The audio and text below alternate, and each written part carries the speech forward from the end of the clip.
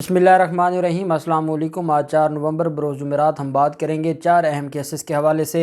सबसे पहले तो मैं आज आपके साथ शेयर करूंगा पाकिस्तान तहरीक इंसाफ का बड़ा पावर शो, और मैं समझता हूँ पाकिस्तान तहरीक इंसाफ ने अपना ही रिकॉर्ड तोड़ दिया है। मुखालफिन को सांप सूंघ गया है और बड़ा सदमा पहुँचा है मुखालफिन को, क्योंकि जहाँ वज़ीर आज़म भी ना जाए और उसके बावजूद पाकिस्तान तहरीक इंसाफ इतना बड़ा पावर शो करे, ये वाकई एक तारीख़ है। बड़ी अहम तफसीलात हैं जो मैं आपके साथ शेयर करूँगा। पाकिस्तान पीपल्स पार्टी के रहनुमा कातिल बन गए हैं और सरेआम कत्लेआम पर शुरू हो गए हैं, और जहां पर नाज़िम जोखियों का मामला था वहीं पे एक और ख़ातून को कत्ल किया है पाकिस्तान पीपल्स पार्टी के MPA की तरफ से। उसकी तफसीलात भी मैं आपके साथ शेयर करूंगा। नूर मुकदम कत्ल केस के मरकज़ी मुलज़म को आज अदालत में पेश किया गया था नए मुकदमे में, उसके ऊपर भी हम बात करेंगे। साबिक़ चीफ जस्टिस इफ्तिखार चौधरी के ख़िलाफ़ मुकदमा दर्ज करने की दरख्वास्त दी गई है, वो भी मैं आपके साथ शेयर करूंगा। पहले मैं आपको बताता चलूं कि अली वज़ीर जो कि ख़ास लोग हैं और ख़ास मकसद है उनका, और जब से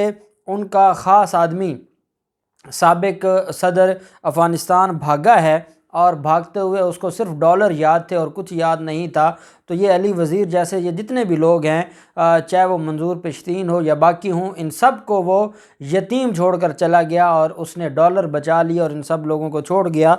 और जैसे नवाज शरीफ छोड़कर गया था वैसे ही वो भी छोड़कर चला गया। अब इनके ख़िलाफ़ जो मुकदमात हैं, इंसदाद दहशतगर्दी अदालत फाटा से रुकन कौमी असम्बली अली वज़ीर और दीगर के ख़िलाफ़ मुल्क मुखालिफ तकारीर से मुतल्लिक़ अदालत में समाअत हुई।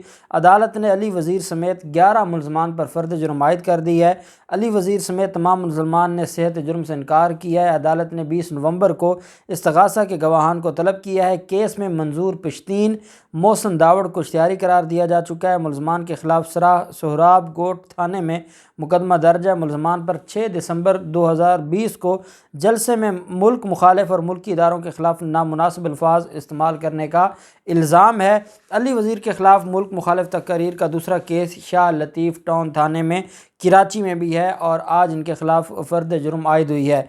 नूर मुकदम कत्ल केस में जो मरकज़ी मुलज़म था जिसने कल अदालत में बदमाशी की थी और अदालत का माहौल ख़राब किया था और एक इंस्पेक्टर का गिरबान पकड़ लिया था, उसके बाद उसके ख़िलाफ़ एक मुकदमा दर्ज हुआ था। मुस्तफ़ा कियानी इंस्पेक्टर है जिसका गिरबान पकड़ा था, उसी की मुद्दत में ये मुकदमा दर्ज किया गया था और उसमें आज अदालत में मुलज़िम को पेश किया गया। मुकदमे के मतन में कहा गया कि मुलज़िम ने कमरा अदालत में गालम गलोच की। उसमें कहा गया कि मुलज़िम ने अदालत के हुक्म पर कमरा अदालत से जाने से इनकार किया और कमरा अदालत के बाहर लाने पर मुलज़िम ने मुद्दई का इंस्पेक्टर का गिरबान पकड़कर खींचना शुरू कर दिया। गुलाम मुस्तफ़ा कियानी ने कहा कि मुलज़िम ने अपने आप को टक्कर मारकर ज़ख्मी करने की कोशिश की, जबकि ज़ाहिर जाफ़र ने अदालत के तकद्दुस को भी पामाल किया। मुकदमे के मतन में कहा गया कि मुलज़िम ने इंतहाई चालाकी और अपने आप को ड्रामा बाजी के ज़रिए ख़ुदकशी करके बचाने की कोशिश की। अब मैंने आपको बताया था, शुक्र है कि हमारी अथॉरिटीज़ को इस बात का इल्म है कि ये ड्रामेबाजी कर रहा है और ये जानबूझकर ये सारा खेल खेल रहा है, और यही वजह है कि इसके ख़िलाफ़ ये मुकदमा दर्ज हुआ था। आज अदालत में नए मुकदमे में जब पेश हुआ तो अदालत ने उसमें 14 रोज़ा रिमांड पर जेल भेज दिया है मुलज़म ज़ाहिर जाफ़र को, और अब इसके ख़िलाफ़ ना सिर्फ नूर मुकदम कत्ल केस चलेगा बल्कि ये केस भी साथ साथ आगे बढ़ेगा। साथ साबिक़ चीफ जस्टिस इफ्तिखार चौधरी, जब इफ्तिखार चौधरी का ज़िक्र आता है तो दो लोग आपको याद आते होंगे। एक इफ्तिखार चौधरी का मुखालिफ था परवेज़ मुशर्रफ, और एक जो इफ्तिखार चौधरी का ख़ास आदमी था वो था नवाज शरीफ। जब नवाज शरीफ और इफ्तिखार चौधरी का वो किरदार देखते हैं जो उसने बतौर चीफ जस्टिस काम किया था, तो उसके बाद मुशर्रफ अच्छा लगने लगता है कि इफ्तिखार चौधरी वाकई इस काबिल था कि उसके साथ यही अशर किया जाता, क्योंकि जो इफ्तिखार चौधरी ने पाकिस्तान के साथ किया, और मैं तो समझता हूँ कि इलेक्टोरल रिफॉर्म्स के हवाले से एक दरख्वास्त उसके पास गई थी जो उसने मुस्तरद कर दी थी, और फिर उसके बाद अरसलान इफ्तिखार का जो मामला है, फिर ईडन गार्डन वाले जो ईडन हाउसिंग वाले हैं उनको बचाने का मामला है।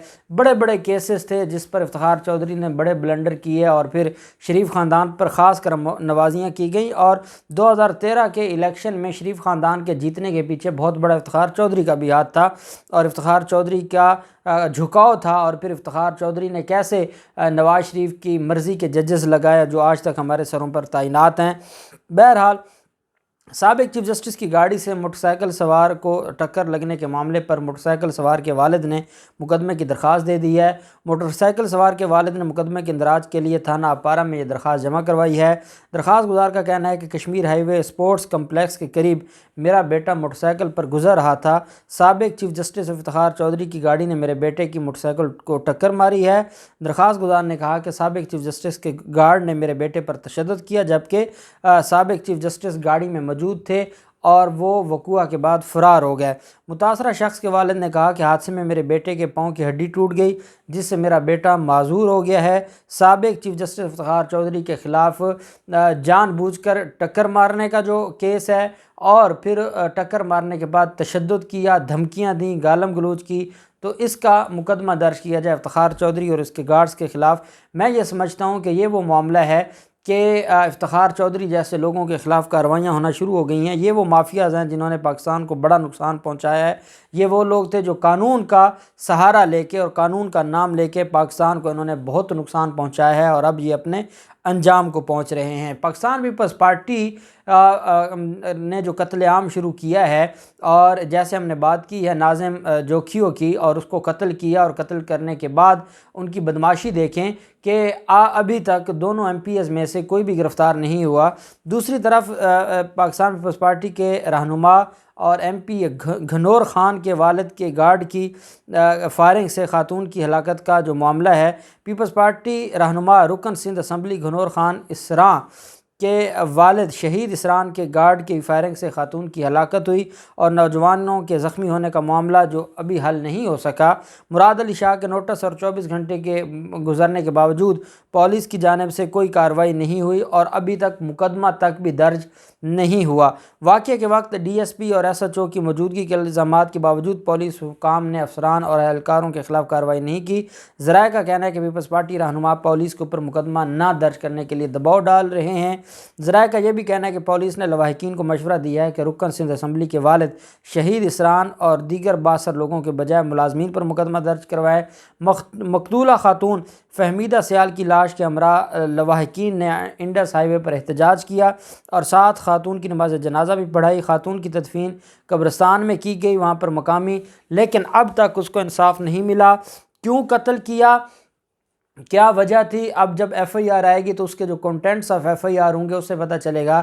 لیکن حقیقت یہ ہے کہ پاکستان پیپلز پارٹی کے جو رہنما ہیں انہوں نے جو دہشت گردی شروع کی ہے اور بدماشی شروع کی ہے، یہ بدماش کیونکہ ان کی اصل ہی یہی ہے، ان کے پاس تو کوئی نظریہ بچا نہیں۔ ایک ان کے پاس نعرہ ہے کہ بھٹو زندہ ہے، اور اس کے بعد سوائے بدماشی کے، ڈکیٹی کے، چوری کے، فراڈ کے، قتل عام کے ان کے پاس کچھ بھی نہیں ہے۔ یہی وجہ ہے کہ اب پہلے چیزیں کھل کر سامنے نہیں آتی تھیں، اب جو بھی وقوع ہوتا ہے وہ کھل کر سامنے آ جاتا ہے، قوم کو پتہ چل جاتا ہے، اور قوم کو اب یہ بے وقوف نہیں بنا سکتے کیونکہ قوم کو اب بتانے والے موجود ہیں۔ تو میں گزارش کروں گا ہمارے اداروں سے، چیف جسٹس آف پاکستان سے، وزیر اعظم پاکستان سے، کہ ناظم جوکھیوں کے ساتھ ساتھ یہ جو خاتون ہے فہمیدہ، اس کو بھی انصاف دیا جائے، اور ان قاتلوں کو جو پارلیمنٹ کا سہارا لیتے ہیں اور پارلیمنٹ میں بیٹھ کر یہ باتیں کرتے ہیں ان کے خلاف کارروائی کی جائے۔ پھر معاملہ آ جاتا ہے آج تھر میں شاہ محمود قریشی اور سردار غلام ارباب رحیم نے جو میلہ سجایا ہے وہ قابل دید تھا، اور پاکستان پیپلز پارٹی کی حکومت ہو یا سندھ میں بھٹو زندہ ہو، اس کے باوجود تھر میں اتنا بڑا جلسہ، مٹی کے علاقے میں اتنا بڑا جلسہ جس کی مثال نہیں ملتی، دور دور تک سر ہی سر نظر آتے تھے۔ ابھی تو وزیر اعظم عمران خان خود نہیں گئے، ابھی تو وزیر اعظم خان خود موجود نہیں تھے، اس کے باوجود اتنا بڑا پاور شو کیا گیا ہے کہ آپ تصاویر دیکھیں، آپ ویڈیوز دیکھیں، انسان حیران ہو جاتا ہے کہ مٹی میں، تھر میں اتنے بڑے لوگ اکٹھے ہوئے۔ اس کی وجہ کیا ہے؟ اس کی وجہ ہے پاکستان پیپلز پارٹی سے مایوسی۔ پاکستان پیپلز پارٹی سے سندھ کے لوگ بڑی حد تک مایوس ہو چکے ہیں، اور یہ جو جعلی ووٹر لسٹیں ہیں اور فہرستیں ہیں، اگر ان کا سہارا نہ لیا جائے اور الیکشن کمیشن بلاول ہاؤس کی جو نوکری ہے اس سے باز آ جائے تو ان کے پلے بچنا کچھ نہیں ہے۔ یہ سوائے پیسہ لگا کے، سوائے مینج کر کے، سوائے جیسے ہم نے دیکھا سینٹ الیکشن میں کھلے عام وہ ووٹ ضائع کرنے کی باتیں کرتے تھے، تو یہ بہت بڑے مافیاز ہیں۔ شاہ محمود قریشی نے کہا ہے وہاں پر کھڑے ہو کر کہ یہاں پر کیونکہ دیوالی کا دن تھا اور ہندوؤں کو مبارکباد بھی دی ہے، پوری قوم ہندو جو برادری ہے ان کو مبارکباد پیش کرتی ہے، تو شاہ محمود قریشی نے نہ صرف دیوالی ان کے ساتھ سیلیبریٹ کی بلکہ انہوں نے کہا کہ آپ اندازہ لگا لیں کہ یہ پاکستان ہے، یہاں پر ہندو برادری آزاد ہے اور وہ اپنے جو عقائد کے مطابق، مذہب کے مطابق، وہ اپنی جو ان کی رسم و رواج ہے اس کے مطابق کام کر رہے ہیں، وہ اپنی جو ان کے مطابق عبادات ہیں وہ کر رہے ہیں، تو اپنے مذہب کے مطابق۔ اور بھارت میں کیا ہے، وہاں مسلمان تو کیا، وہاں ہندو بھی آزاد نہیں ہے، وہاں کوئی بھی آزاد نہیں ہے۔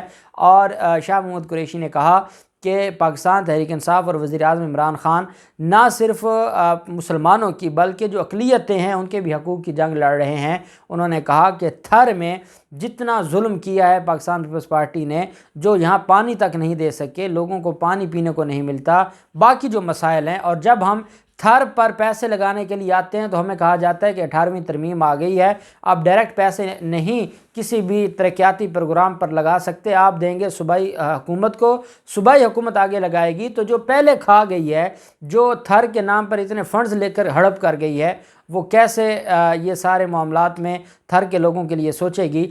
شاہ محمود قریشی نے کہا ہے کہ بہت گزر گئی، تھوڑا رہ گیا ہے ٹائم، اور اگلے الیکشن میں 2023 میں سردار غلام ارباب رحیم بھی یہاں پر موجود ہے، اس کے علاوہ جو قیادت ہے پاکستان تحریک انصاف کی یہاں کی، وہ بھی یہاں پر موجود ہیں۔ انہوں نے کہا کہ میں تھر میں تبدیلی کا جھنڈا گاڑنے آیا ہوں، عمران خان سندھ کے لوگوں کو غلامی کی توق سے آزاد کرانا چاہتے ہیں، عمران خان محروم طبقات کو انصاف دلانے کی کوشش کر رہے ہیں، عمران خان کو نیچا دکھانے کے لیے ہر حربہ استعمال کیا جا رہا ہے، لیکن یہ ناکام ہوں گے اور عمران خان کامیاب ہوگا۔ میں یہ سمجھتا ہوں کہ آج تھر کے لوگوں نے واقعی یہ ثابت کر دیا ہے کہ عمران خان سندھ میں کامیاب ہوں گے، اور اگر یہ مہنگائی کے جو حالات ہیں اللہ کرے کہ یہ کنٹرول ہو جائیں تو بہت بڑا مسئلہ بن جائے گا۔ سندھ کے جو مافیاز ہیں، زرداری مافیاز، ان کو سندھ بچانا مشکل ہو جائے گا اور نون لیگ کو پنجاب بچانا مشکل ہو جائے گا۔ اللہ پاک پاکستان کا حامی و ناصر ہو۔ بہت شکریہ، اللہ حافظ، پاکستان زندہ باد۔